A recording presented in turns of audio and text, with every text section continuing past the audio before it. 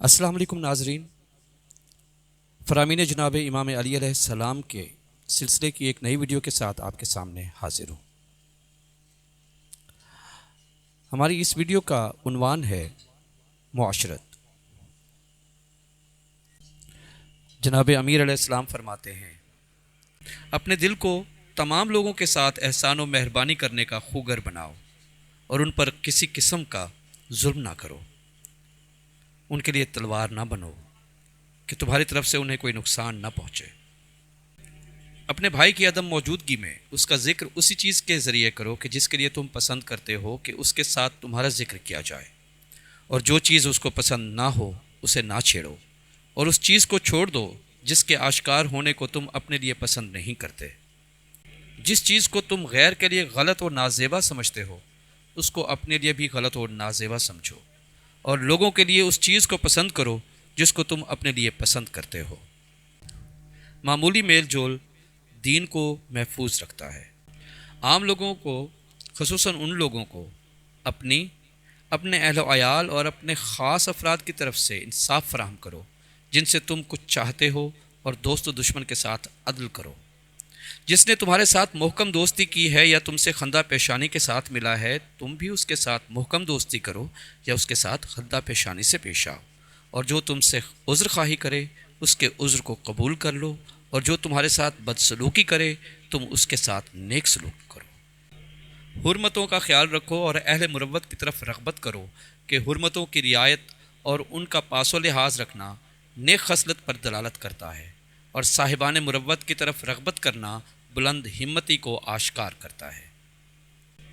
اپنے سے چھوٹے پر رحم کرو، تم سے بڑا تم پر رحم کرے گا، اور اس کی غفلت و فراموشی کو اپنی غفلت و فراموشی پر، اور اس نے جو تمہاری نافرمانی کی ہے اس کا موازنہ جو خدا کی اس نافرمانی سے کرو جو تم نے کی ہے، اور یہ خیال رکھو کہ جس طرح تم اپنے پروردگار کی رحمت کے نیاز مند ہو اسی طرح وہ تمہاری مہربانی کا محتاج ہے۔ نیک منش اور خوبیوں کے حامل لوگوں سے متصل ہو جاؤ، ان کا دامن نہ چھوڑو، اور انہیں اس شرط پر راضی کرو کہ وہ تمہاری مدح و ستائش میں مبالغہ نہ کریں، کیونکہ زیادہ زیادہ مبالغہ فریب کھانے سے قریب کر دیتا ہے، اور ایسی بات سے خوش ہونا خدا کو اپنا دشمن بنانا ہے۔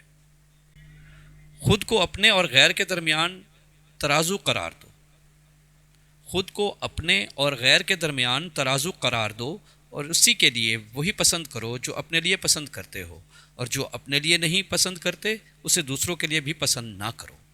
اور جس طرح تم یہ چاہتے ہو کہ تم پر احسان کیا جائے اسی طرح تم بھی احسان کرو، اور جس طرح تم یہ پسند کرتے ہو کہ تم پر ظلم نہ کیا جائے اسی طرح تم بھی ظلم نہ کرو۔ لوگوں سے اسی طرح مصاحبت اختیار کرو جس طرح تم یہ چاہتے ہو کہ وہ تمہاری ہم نشینی اختیار کریں۔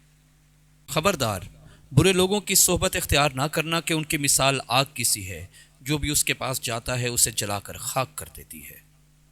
خبردار، لوگوں کے عیوب اور گناہوں کی ٹوہ میں رہنے والوں کی ہم نشینی اختیار نہ کرنا، کیونکہ ان کے ساتھ رہنے والا بھی ان سے محفوظ نہیں رہ سکے گا۔ خبردار، اس چیز کے پاس نہ جانا جو تمہارے پروردگار کو غضبناک اور لوگوں کو ناخوش کرتی ہو، کیونکہ جو شخص اپنے پروردگار کو ناراض و غضبناک کرتا ہے وہ خود کو ہلاکت میں ڈالتا ہے، اور جو لوگوں کو وحشت میں ڈالتا ہے وہ آزادی و حریت سے الگ ہو جاتا ہے۔ خبردار، ایک دوسرے سے قطع تعلق ہی نہ کرنا، اور ایک دوسرے سے منہ نہ موڑنا، اور امر بالمعروف اور نہی عن المنکر سے دستکش نہ ہونا۔ تمہاری محبت کا زیادہ مستحق اور تمہاری محبت کے لائق وہ شخص ہے جس نے تمہیں نہ چھوڑا ہو، ہمیشہ تمہارے ساتھ رہتا ہو۔ بہترین سیرت یہ ہے کہ تم لوگوں کے ساتھ اسی طریقے سے پیش آؤ جس طریقے سے تم لوگوں کا اپنے ساتھ پیش آنا پسند کرتے ہو۔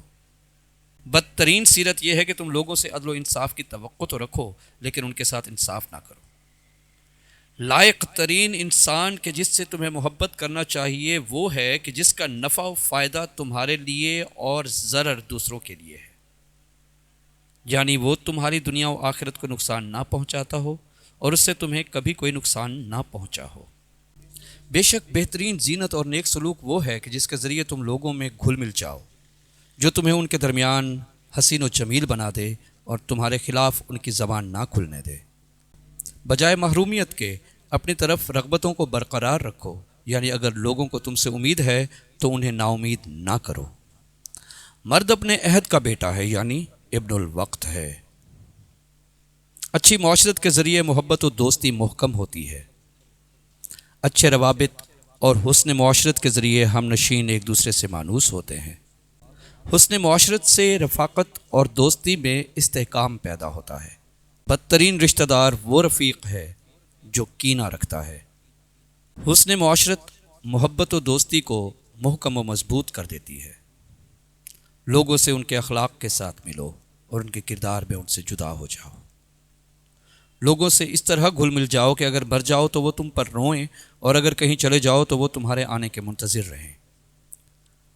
زبان اور جسم کے ساتھ لوگوں سے گھل مل جاؤ، لیکن اپنے دلوں اور اعمال کے ذریعے ان سے جدا ہو جاؤ۔ بہت سے رشتہ دار اور ساتھی دوست نہیں ہوتے، لہٰذا انسان کو احتیاط سے کام لینا چاہیے، اپنے راز کو پنہاں رکھ کر اس کو دوست نہیں سمجھنا چاہیے۔ امتحان کے وقت انسان یا عزت پاتا ہے یا ذلیل ہوتا ہے۔